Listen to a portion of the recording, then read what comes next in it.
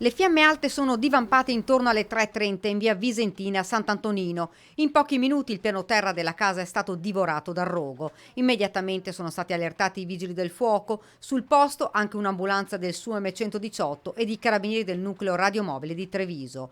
Il fumo ha invaso l'abitazione rendendo l'aria irrespirabile. Il proprietario, un trevigiano di 40 anni, è uscito gridando ai suoi vicini di casa di scappare. Il fuoco infatti stava già attaccando l'abitazione attigua. Io ho visto già lui è fatto chiamato, no, noi sveglia, sveglia, no?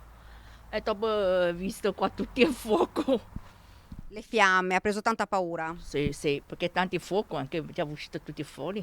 Sono stati attimi di paura, la signora è uscita di corsa dalla sua casa assieme alla figlia. Le fiamme hanno raggiunto l'ingresso e solo grazie all'intervento immediato dei vigili del fuoco non hanno distrutto anche la sua abitazione. Tanta paura, ci dice.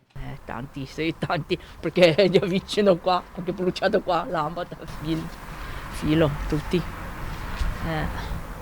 Le cause sono ancora in corso di accertamento, ma sembra possa essere partito da una stufetta. Il proprietario, rimasto intossicato, è stato preso in cura dai sanitari, portato in ospedale anche un vigile del fuoco colto da un malore a causa del grande calore. L'abitazione del quarantenne è stata dichiarata inagibile dai pompieri. I danni ingenti alla casa sono ancora da quantificare.